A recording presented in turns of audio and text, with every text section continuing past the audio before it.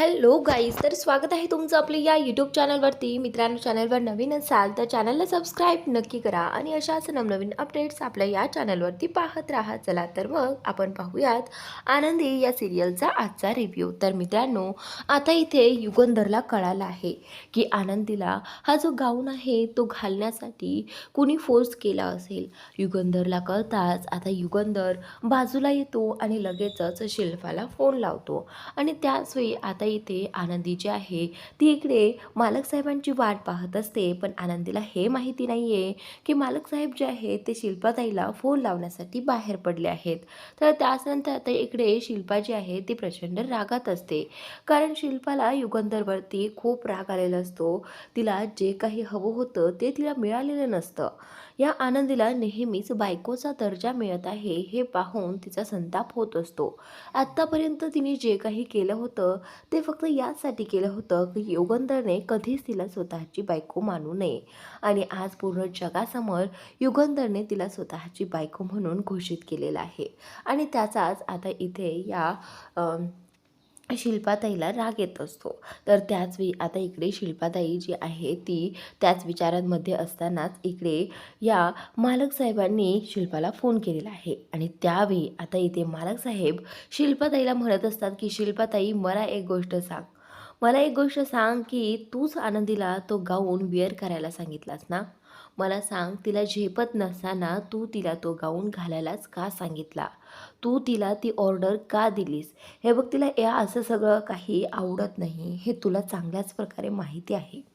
तर आता शिल्पाला कळालं आहे की आता तिला असं वाटतं की नक्कीच या आनंदीने युगंधरचे कान भरले आहेत, माझ्याबद्दल सगळं काही खरं सांगून दिलेलं आहे. तर त्यावेळी आता शिल्पा जी आहे ती बोलते की म्हणजे या चोंबडीने तुझे कान भरले तर त्यावेळी आता मालक साहेब जे आहेत ते बोलतात की हे बघ शिल्पाताई, तिने मला काहीही यातलं सांगितलेलं नाही आहे आणि ती कधी सांगणार पण नाही आहे. पण तुला हे सगळं करण्याची काय गरज होती? कधी तिचा पाठलाग सोडशील? आणि मला एक कळत नाही आहे, का तिच्या वाईटावर टपली आहेस तू? तर आता युगंधर प्रचंड चिडलेला असतो. इथे शिल्पाचं काहीही म्हणणं तो ऐकून घेणार नाही आहे. तर आता इथे शिल्पापुढे काहीतरी सांगायला जाते, पण आता युगंधर बोलतो की बस, आता मला तुझा एक शब्दही ऐकून घ्यायचा नाही आहे, कारण तू जे काही वागली आहेस ना आनंदीबरोबर ते पाहून मला तुझा प्रचंड राग आलेला आहे आणि तुझी किळस वाटत आहे, कारण तू एखाद्या मुलीला त्रास देण्यासाठी किती खालच्या थराला जाशील हे आज मला कळालं आहे. आनंदीने तुझं एवढं काय वाईट केलं गं? आपल्या घरात आल्यापासनं तिने माझ्यासाठी, माझ्या मुलांसाठी किती काय काय नाही केलं, आणि बघ आज तिच्याचमुळे मी आणि माझा पृथ्वी आम्ही दोघेजणं एकत्र आहोत आणि एकमेकांशी छान बोलत आहोत. मग तुला तिचं चांगलं का पाहवत नाही आहे? सांग ना मला, तिने आपल्या घरासाठी काय काय नाही केलं ते. तर आता इथे युगंधरने आनंदीबद्दलचं सगळं काही सांगितलं आहे, पण इकडे या शिल्पाला अजिबात हे हवं नाही आहे. ती बोलते की मी तिला कधीही समिताची जागा देऊ शकत नाही युगंधर. आत्तापर्यंत मी हे सगळं पाहत आली आहे आणि म्हणूनच मी हे सगळं तिच्यासोबत वागत गेली आहे. तू नेहमीच तिला बायकोचा दर्जा देत आला आहेस आणि मला इथून पुढेही तिला समिताच्या जागी नाही पाहायचं आहे. तुला समजत कसं नाही आहे? तर त्यावेळी आता युगंधर जो आहे तो बोलतो की सारखं सारखं तेच तेच म्हणणं बंद करता येईल, कारण मी आता वैतागलो आहे. हे बघ आनंदी आपल्या घरासाठी सून म्हणून योग्य आहे. मी तिला कधीही समिधाची जागा देणार नाही आहे, पण तरीही ती सून म्हणून आपल्या घरासाठी योग्य आहे. तिला आपल्या घरासाठी जी काही ती कर्तव्य करते आहे ना, ती बिनचुकता अगदी तिच्या मनात काही नसताना करते. पण तुला कधी तिला समजून घ्यायचंच नाही आहे, असं युगंधर इथे शिल्पाला म्हणत असतो. ताई, मी तुझ्या या वागण्याला कंटाळलो आहे, मला वैताग आला आहे आणि मला आता घरी आल्यानंतर तुझा तो रागीट चेहरा पाहायचा नाही आहे. त्यासाठी मी तुला आधीच सांगतो आहे की मला येईपर्यंत तू लगेचच गुरुजींच्या आश्रमात जा, कारण तिथेच तू थोड्या दिवस राहिल्यानंतर तुला बरं वाटेल आणि तुझ्या मनातला जो काही आनंदीविषयीचा राग आहे ना, तो निघून गेल्यानंतरच तू घरी ये. निदान 8-15 दिवस तरी तू आश्रमातच राहा गुरुजींच्या सोबत. तर त्यावेळी आता हे ऐकल्यानंतर इथे यामुळे शिल्पाताईला खूप वाईट वाटतं की युगंधरने स्वतः तिला या घरातून जाण्यासाठी सांगितलं आहे. तर आता शिल्पा जी आहे ती पुढे काहीच बोलू शकलेली नाही आहे. तिला खूपच वाईट वाटलेलं आहे आणि तिच्या शेजारी धनश्री आहे. धनश्री तिला सावरत असते. पण आता इकडे इकडे आता युगंधरने फोन कट करून टाकलेला आहे आणि तिला सांगितलेलं आहे की तू तिकडे जा म्हणून. त्यानंतर आता इथे माईला कळालं आहे की युगंधरने शिल्पाला काय शिक्षा दिलेली आहे. माई आता या शिक्षेबद्दल आनंदीला सगळं काही सांगू लागते. तर त्यावेळी आनंदी जी आहे ती माईंना म्हणते की माई, हे सगळं चुकीचं आहे. हे पहा, ताईसाहेबांचा मालक साहेबांवरती किती जीव आहे आणि मालक साहेबांचाही त्यांच्यावरती किती जीव आहे मला चांगलंच माहिती आहे. आणि माझ्यामुळे त्यांच्या रक्ताच्या नातामध्ये काही अडथळा येणं मला अजिबात चालणार नाही आहे. हे पहा माई, मी आत्ता जाते आणि मालक साहेबांशी या विषयावरती बोलून येते. तर आता माई जी आहे ती बोलते की हे बघ आनंदी, तू काहीही या विषयावरती बोलणार नाही. कारण तू जर बोलायला गेली तर आपलं जे काही भांडं आहे ना ते सगळ्यांसमोर फुटेल. त्यामुळे तू आता या विषयावर काहीच बोलायचं नाही. समजलं तुला? तर तेवढ्यातच आता इथे जेव्हा माईसोबत आनंदी फोनवरती बोलत असते तेवढ्यातच समोरून युगंधर आनंदीच्या समोर आलेला आहे. ज्यावेळी आनंदी इथे माईसोबत गप्पा मारत असते त्याच वेळी आता युगंधरने लांबूनच आनंदीला असं बोलताना पाहिलं होतं. तर त्यावेळी आता युगंधरला हा प्रश्न पडला आहे की आनंदी कोणाशी बोलत आहे. तर आता इकडे माईची नजर अजूनही युगंधरवर पडलेली नसते. म्हणून आता माईच्या लक्षात येत नाही की युगंधर तिथपर्यंत आलेला आहे. हे आनंदीला तिने सांगितलेलंच नाही आहे. तर त्यानंतर आता इथे ज्यावेळी युगंधर आनंदीच्या समोर येतो त्यावेळी युगंधर आनंदीला विचारतो की आनंदी, तू कोणाशी बोलते आहेस? आता युगंधरचा आवाज ऐकल्यानंतर इकडे माईही घाबरते आणि आनंदी देखील घाबरते. तर आता आनंदी जी आहे ती आता मालक साहेबांना इथे खोटं बोलते. मालक साहेबांना म्हणते की मालक साहेब, ते काय आहे ना, मी घाबरली होती म्हणूनच मी देवाचा नामजप करत होते. तर असं म्हटल्यानंतर मालक साहेबांना आनंदीवरती विश्वास बसतो. त्यानंतर आता इथे मालक साहेब जे आहेत ते आनंदीला म्हणतात की चल, आपली जागा तिकडे पुढे आहे सोप्यावर, चल आपण पुढे जाऊन बसूयात. तर त्यावेळी आता आनंदी जी आहे ती उठायला लागते आणि इकडे माई फोनवरती आनंदीला सांगते की आनंदी आता उठ आणि हळूहळू युगंधरच्या मागे चालू लाग. तर त्यावेळी आता आनंदी जी आहे ती काही बोलत नाही माईंना आणि तिथून उठते. तर त्याच नंतर आता ज्यावेळी ती चालायला जाते त्याचवेळी आता अचानकच आनंदीच्या ज्या काही हिल्स आहे ती वाकडी होते. खरं तर त्या हिल्समुळे आनंदीला चालताच येत नसतं, पण तरीही आत्तापर्यंत तिने ॲडजस्ट केलं होतं. तर त्यावेळी आता इथे आनंदी जी आहे ती आता पूर्णपणे चालण्याचा प्रयत्न करत असते. पण अचानकच आता तिची हिल तुटल्यामुळे आनंदी जी आहे ती पडायला लागते. इकडे आता पृथ्वी आणि आरती दोघेही जण एका कामासाठी बाहेर आलेले असतात आणि आता पृथ्वीला ते काम आवरून झाल्यानंतर आरतीसोबत थोडंसं बाहेर टाईम स्पेंड करायचा असतो. पण आता इकडे आरती जी आहे ती कामामध्ये खूप व्यस्त असते. तिला काम करणं खूप आवडत असतं. तर त्याच वेळी आरती पृथ्वीला सांगत असते की पृथ्वी, आज ना राघव सरांशी पुन्हा एकदा मीटिंग आहे बघ. राघव सरांनी मला काही चर्चा करण्यासाठी खाली बोलावलं आहे आणि म्हणूनच मला जावं लागेल. तर त्यावेळी आता पृथ्वी बोलतो की हे बघ आरती, आता ऑलरेडी सगळं काही डिस्कशन झालं आहे, मीटिंग्स वगैरे सगळं काही झालं आहे, मग काय गरज आहे आणखी डिस्कशन करायची. तर त्यावेळी आरती जी आहे ती पृथ्वीला बोलू लागते की सर, हे पहा, मला असं वाटतं की या सगळ्याने जर आपला फायदा होत असेल तर आपण हे करायला हवं ना. तर त्यावेळी आता पृथ्वी जो आहे तो बोलतो की हे बघ, आपण एकदा मीटिंग केली आहे आणि मला नाही वाटत की आता आणखी एक तुमच्या दोघांची मीटिंग व्हावी आणि त्या सगळ्यामध्ये डिस्कशन व्हावं. तर आता इथे आरती जी आहे ती पृथ्वीला समजावण्याचा प्रयत्न करत असते. पृथ्वी बोलतो की हे बघ आरती, मी बाहेर जात आहे, जर तुला यायचं असेल तर माझ्यासोबत ये, नसेल यायचं तर ठीक आहे, मी जातो एकटा. असं म्हणत आता इथे आरतीला सोडून पृथ्वी एकटाच बाहेर निघून गेलेला आहे. तर त्यानंतर पृथ्वीने बाहेर जाण्यासाठी त्याला नकार दिला होता. इकडे आता आरती म्हणते की जाऊ देत, ह्याच्या नाकावरती ना नेहमी रागच असतो, असं म्हणत आता इथे ती तिच्या कामाला लागली आहे आणि त्याच नंतर आता तिने राघव सरांना फोन केलेला आहे. इकडे आता युगंधरच्या पाठीमागे आनंदी जात असतानाच आता अचानकच तिची हिल्स तुटल्यामुळे आता आनंदी जी आहे ती पडायला लागलेली आहे. आणि ज्यावेळी युगंधरने पाठीमागे वळून पाहताच त्याला दिसतं आहे की आनंदी पडणार आहे. तेवढ्यातच युगंधरने तिला पकडलेलं आहे आणि अशा पद्धतीने पकडले ना, त्या ठिकाणी अगदी छान रोमॅन्टिक पोज तिथे तयार झालेली आहे. आणि ज्यावेळी आनंदीला त्याने पकडलं होतं त्यावेळी सगळे मीडियावाले त्यांच्यावरती कॅमेरे ठेवून होते. तर आता सगळ्यांनी फोटोज वगैरे क्लिक केले आणि इकडे सगळेजण टाळ्या वाजवू लागले की कशा पद्धतीने युगंधरने आनंदीला वाचवलं.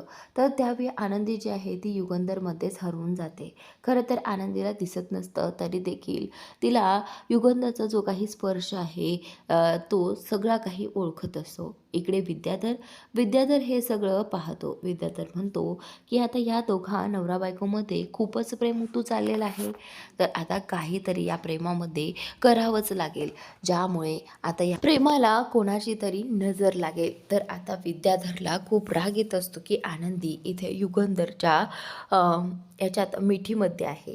तर त्याचनंतर आता इकडे युगंधर आणि आनंदी दोघेही जण एकमेकांकडे पाहण्यात मग्न झालेले असताना सगळ्यांचा टाळ्यांचा आवाज येतो आणि सगळेजण टाळे वाजवत असतात. इकडे हाच जो काही सीन आहे तो माई आप्पांनी टी व्हीवरती लाईव्ह पाहिलेला आहे. तर त्यावेळी आता इथे हे पाहताना आप्पा देखील शॉक झालेले असतात आणि आता ज्यावेळी माई युगंधरला या सिच्युएशनमध्ये पाहते त्यावेळी माईला हे खूप आनंद झालेला असतो की युगंधरने कशा पद्धतीने इथे आनंदीला पकडलेलं आहे आणि तिला सावरलेलं असतं. तर आता माईंची तर हीच इच्छा असते की प्रत्येक पावलावर युगंधरने आनंदीची साथ द्यावी आणि आज सगळं काही माईच्या मनासारखं घडत होतं. इकडे आता शिर्के आणि बाकी सगळे स्टाफ सगळेजण टाळ्या वाजवत असतात. शिर्केंना देखील हेच हवं असतं की मालक साहेबांनी आणि आनंदीने एकत्र यावं आणि आज फायनली मालक साहेबांनी आनंदीसाठी खूप काही केलं होतं. तर त्यावेळी आता ज्यावेळी आनंदी पडली होती त्यावेळी एकटक सगळेच लोक त्या दोघांकडे पाहत होते आणि हा विद्याधरची नजर काही आनंदीवरून हटत नव्हती. कारण त्याला खूप जेलस फील होत होतं ह्या सगळ्यामुळे. तर आता मालक साहेब जे आहेत ते आनंदीला विचारतात की आनंदी तू ठीक आहेस ना? त्यावेळी आता इथे आनंदी बोलते की हो ना मालक साहेब, मी ठीक आहे, पण पहा ना माझी हिल्स आता माझ्याकडनं ना सतत असं काहीतरी होत आहे ज्याने तुमची मान खाली जाईल.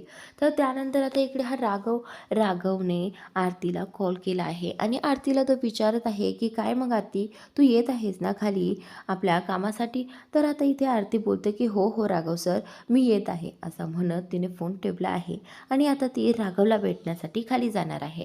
त्यानंतर आता इथे ती म्हणत असते की पृथ्वीला ना जराही कामाबद्दल सिरियसनेसच नाही आहे. काम करायचं सोडून हा इथे फिरायला कुठे गेला आहे, असं म्हणत आता आरती उठली आहे आणि जाण्यासाठी निघालेली आहे. इकडे आता युगंधरने कशा पद्धतीने आनंदीला वाचवलं आहे हे सगळं माई आणि आप्पाने टी व्हीवरती तर पाहिलंच आहे. त्यामुळे आता ते दोघेही जण युगंधरचं कौतुक करत असतात. त्यानंतर आता युगंधर जो आहे तो आनंदीला तिथेच चेअरवरती बसवतो आणि विचारू लागतो की आनंदी तू ठीक आहेस ना? मला सांग तू अशी कशी पडायला लागली आहेस? तर त्यावेळी आता आनंदी जी आहे ते बोलते की मालक साहेब, मी तरी काय करू ना, मला ह्या हिल्सने चालताच येत नाही आहे आणि सतत माझ्यामुळे तुमचा इथे मोठ्या लोकांसमोर अपमान होत आहे, त्यासाठी खरंच मला माफ करा. तर त्यावेळी आता इथे मालक साहेब जे आहेत ते आनंदीला बोलू लागतात की हे बघ आनंदी, तू गप्प राहा आणि यात अपमान झाल्यासारखं काय आहे? हे बघ तुला हे झेपत नाही आहे ना, तर मी एक काम करतो. आनंदीने युगंधरला सांगितलं आहे की माझी एक हिल्स तुटली आहे आणि त्यानेच मला चालायला प्रॉब्लेम होत आहे. तर त्यावेळी आता युगंधरने लगेच आनंदीच्या पायाकडे हात नेलेला आहे. आनंदीच्या लक्षात येत नसतं की मालक साहेब नक्की काय करत आहेत. तर त्यावेळी आता मालक साहेबांनी त्या दुसऱ्या पायातली हिल्स काढली आहे आणि त्याची जी काही हिल्स आहे तीही तोडून काढलेली आहे आणि आनंदीला सांगितलं आहे की आता हे तू ट्राय कर. तर त्यावेळी आनंदी बोलते की मालक साहेब, तुम्ही नक्की काय केले? तर त्यावेळी आता मालक साहेब जे आहेत ते बोलतात की आता तुझे दोन्हीही सॅन्डल सारख्या झाल्या आहेत बघ. आता तुला कुठलाही त्रास होणार नाही चालताना, असं आता इथे ते आनंदीला म्हणत असतात.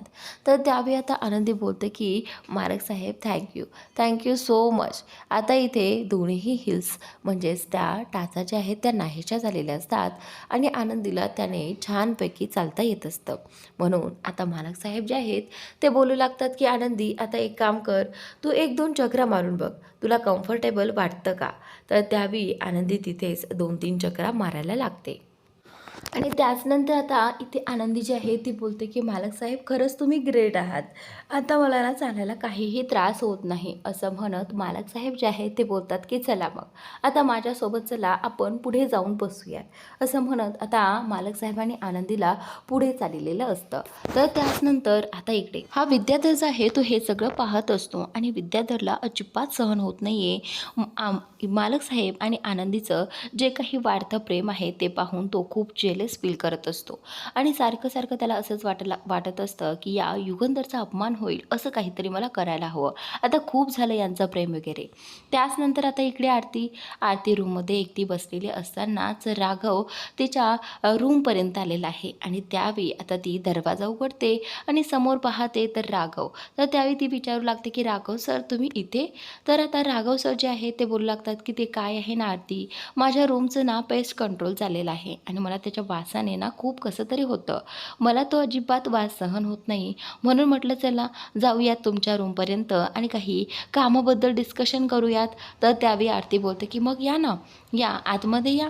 तर त्यावेळी आता आरती त्यांना आतमध्ये घेते आणि इकडे आता आरती बोलते की सर मी आता असं काही ठरवलं आहे, असं म्हणत ती आता काही फाईल्स आणि काही ड्रॉइंग दाखवत असते आणि त्या पद्धतीने त्यांना पुढचा प्लॅन करायचा असतो. तर त्यावेळी आता ती दाखवत असतानाच हा राघव जो आहे तो अचानक तिच्या शेजारी येऊन बसलेला आहे आणि ज्यावेळी ती त्या फाईल दाखवत असते त्यावेळी त्याने तिचं बोट पकडलेलं आहे आणि आता इथे कुठंतरी आरतीला खूप ऑकवर्ड फील होतं कारण त्याने लगेचच तिला टच केलेला आहे आणि तो जो काही टच होता ना तो खूप वेगळ्या पद्धतीचा होता हे तिच्या लक्षात आलेलं आहे. लगेचच तिने तिचा हात जो आहे तो त्याच्या हातातून सोडवलेला आहे आणि इकडे थोडीशी तुटक होऊन बसलेली आहे. तर आता इकडे आता सगळेजण फंक्शनमध्ये बसलेले असतानाच विद्याधरच्या डोक्यात एक प्लॅन येतो. आता या युगंधरची वाचवण्यासाठी, याची इज्जत विषयाला टांगण्यासाठी त्याच्या डोक्यात एक प्लॅन आलेला आहे.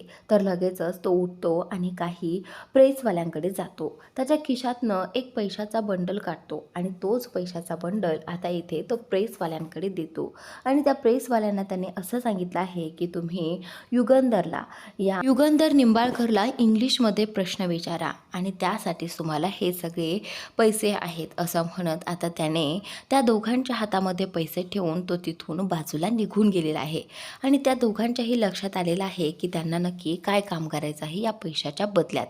त्यानंतर आता विद्याधर जो आहे तो त्यांच्यापासून थोडा दूर गेलेला आहे.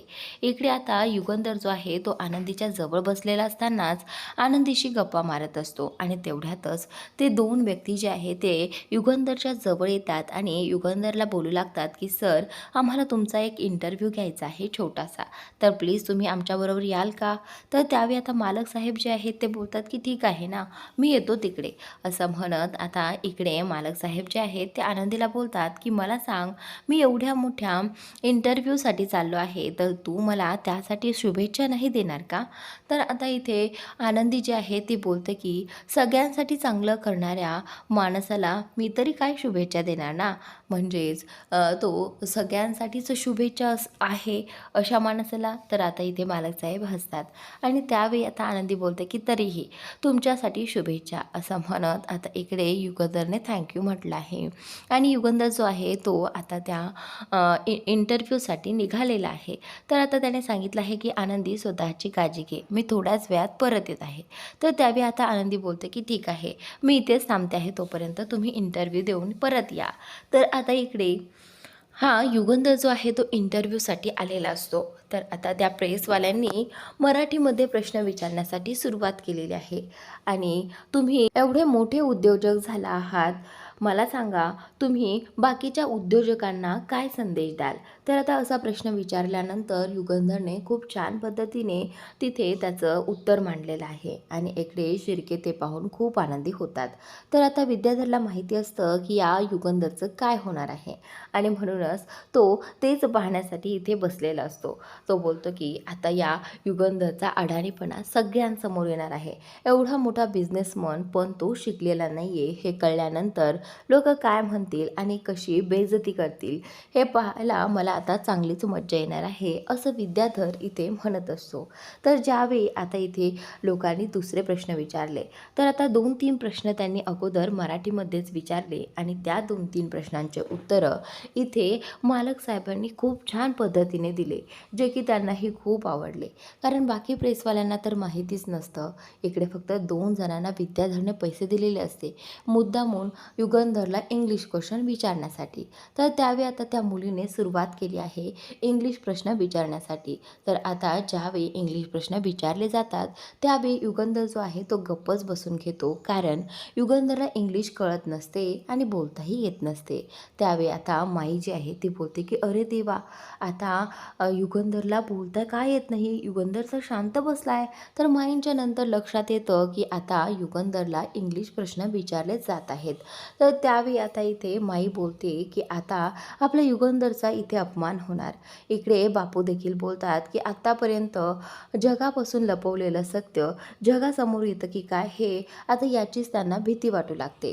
कुठे युगंधरचा आपला एवढ्या मोठ्या अवॉर्ड शोमध्ये अपमान तर होणार नाही ना, असं आता इथे बापू म्हणत असतात. तर त्यावेळी आता इथे ही जी काही आनंदी आहे ती बोलू लागते की माई आणि बापू काय झालं आहे, मालक साहेबांचा अपमान का होईल? तर आता इथे माई जी आहे ती त्याच विचारामध्ये असतानाच आनंदी पुन्हा पुन्हा माईला विचारू लागते की काय झाले, मालक साहेबांचा अपमान होईल असं काय झालं आहे? तर त्यावेळी आता माई जी आहे ती बोलते की अगं आनंदी, युगंधरला इंग्लिश येत नाही आणि हे पूर्ण जगाला माहीत नाही, पण त्या सगळ्यांनी इंग्लिशमध्ये प्रश्न विचारले आहेत आणि आता युगंधरला त्या प्रश्नाचं उत्तर कसं द्यावं हेच कळत नाही आहे. म्हटल्यानंतर आपल्या युगंधरचा अपमान तर होणारच ना. तर त्यावेळी आता माईला टेन्शन आलेलं असतं की काय करेल आता युगंधर, या या सगळ्या प्रश्नांची कशी उत्तरं देईल. तर आता आनंदी बोलते की नाही माई, मी मालक साहेबांचा अपमान होऊच देणार नाही. मी जोपर्यंत आहे तोपर्यंत मी कधीही मालक साहेबांचा अपमान होताना पाहू शकत नाही. पण आता माई जी आहे ती आनंदीला म्हणते की पण आनंदी बाळा, तू या सगळ्यामध्ये काय करशील? तर आता इथे आनंदी जी आहे ती बोलते की माई, तुम्ही नका काळजी करू, मी सगळं काही व्यवस्थित करेल. पण मला आधी सांगा की मालक साहेब नक्की कुठे आहेत? तर आता इथे माई जी आहे ती बोलते की पण आनंदी, तू तिकडे जाऊन काय करणार आहेस? तर त्यावेळी आता आनंदी जी आहे ती माईंना विचारू लागते की माई, तुम्ही सांगा ना प्लीज, लवकर सांगा मला की मालक साहेब कुठे आहेत ते. तर आता माई जी आहे त्या आनंदीला सांगू लागतात की तू जिथे बसली आहेस ना, तिथे तू उभी राहा आणि तुझ्या डाव्या साईडने चाल. तर आता माईच्या सांगण्यावरून आता आनंदी पुढे पुढे चालत येत असते आणि आता इकडे चालत येत असतानाच आनंदीला समोर मालक साहेबांकडे जायचं असतं, पण तरीही अजून खूप दूर असते आनंदी मालक साहेबांच्या पासून. इकडे हे सगळेजण प्रेसवाले म्हणत असतात की बोला ना, आम्हाला आन्सर द्या, आम्हाला इंग्लिशमध्ये आन्सर हवं आहे. तर आता मालक साहेब जे आहेत ते बोलतात की हे पहा, तुम्हाला जे काही प्रश्न विचारायचे आहेत ना ते मराठीत विचारा आणि मी तुम्हाला मराठीत उत्तर देतो. तर त्यावेळी आता ते प्रेसवाले जे आहेत ते बोलतात की हे पहा, आमचं हे इंग्लिश चॅनल आहे, त्यामुळे आम्हाला इंग्लिशमध्येच उत्तरं हवी आहेत. तर असं म्हटल्यानंतर इथे शिर्केंनाही टेन्शन येतं की आता मालक साहेब काय करतील, कारण आता मी तर मध्ये बोलू शकत नाही, असं म्हणत आता शिर्केही गप्प बसतात. इकडे आता माई आनंदीला सांगण्याचा प्रयत्न करत असते की आनंदी थोडी थोडी पुढे चालत जा आणि हळूहळू जा. इकडे आता बापूंनाही काळजी वाटत असते की आता युगंधर काय करेल. त्यानंतर आता थोड्याच वेळाने माईंचा आवाजही येण्याचा बंद झालेला असतो आणि इकडे आनंदी हॅलो हॅलो करत असते, कारण त्यांच्या माईकची जी काही बॅटरी आहे ती लो झालेली आहे आणि आता ती चार्जिंग करावी लागेल. इकडे आता माई बोलते की अहो बघा ना, मला आता आनंदीचा आवाजही येत नाही, म्हणजे बॅटरी लो झाली असेल कदाचित. आता आपण तिच्याशी संपर्क कसा साधायचा, मला तर हेच कळत नाही आहे. तर आता आनंदी बोलते की हॅलो माई, माई तुम्ही आहात का? तर असं बोलल्यानंतर आनंदीला कळतं की या हेडफोनमध्ये काहीतरी प्रॉब्लेम झाला आहे. त्याच नंतर आता आनंदीला समोर त्या प्रेसवाल्या लोकांचा आवाज येतो की "सर, तुम्ही आमच्या प्रश्नाचे उत्तर का देत नाही आहात?" तर ते इंग्लिशमध्ये त्यांनी प्रश्न विचारल्यामुळे आता युगंधरला त्यांच्या प्रश्नाचं उत्तर देता येत नसतं. पण आनंदीने इथे तो प्रश्न ऐकलेला आहे. आनंदीला कळत आहे की ती प्रेस कॉन्फरन्स इथेच चाललेली आहे. तर लगेचच आनंदी हळूहळू समोर येते आणि बोलू लागते की तुम्हाला तुमच्या प्रश्नाचे उत्तर हवं आहे ना? Yes, tell what is your question. तर आता इथे आनंदीने इंग्लिशमध्ये बोलायला सुरुवात केली आहे आणि ज्या प्रश्नाचं उत्तर युगंधरकडून त्यांना हवं असतं त्याच प्रश्नाचं उत्तर आनंदी इथे इंग्लिशमध्ये फाड बोलून त्या प्रेसवाल्यांना सांगते. तर त्यावेळी आता इथे युगंधरची नजर आनंदीवरती जाते आणि आनंदीनेच इथे त्याची मान ठेवली आहे, त्याची इज्जत राखवली आहे. हे पाहूनच आता युगंधरला खूप छान वाटतं आणि तो आनंदीवरती आणखीनच इम्प्रेस होतो. पण या सगळ्यामुळे ना विद्याधरचा खूप मोठा अपमान झालेला आहे. कारण त्याला जे हवं होतं ते तर त्याला मिळालंच नाही आहे. एवढे सगळे पैसे देऊनसुद्धा युगंधरचा अपमान झालेला नाही आहे आणि युगंधरचं सत्य सगळ्या लोकांसमोर आलेलं नाही आहे की तो एक अडाणी माणूस आहे. त्याला इंग्लिश येत नाही. एवढा मोठा बिझनेस करतो पण त्याला इंग्लिश तर येतच नाही. हे सत्य त्याला सगळ्यांसमोर आणायचं असतं. तर आता पुढील भागात इकडे विद्याधर जो आहे तो घरी आलेला आहे आणि तो धनशीला म्हणत असतो, मला फ्लाईटची 3 तिकीटं बुक करायची आहेत. तर त्यावेळी आता इथे धनश्री जी आहे ती विचार करते की 3 तिकीटं आणि फ्लाईटची का?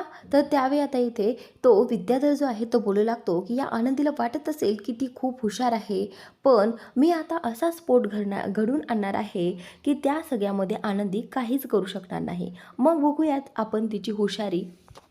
तर मित्रांनो, आता हा युगधर नक्की काय स्फोट घडवून आणणार आहे आणि आता फ्लाईटची तिकीटं बुक करून हा कुठे जाणार आहे आणि तिथून येऊन हा नक्की काय करणार आहे हे पाहणं उद्याच्या भागात रंजक ठरणार आहे प्रेक्षकांनो. तर नक्की पहा आणि चॅनलला सबस्क्राईब नक्की करा.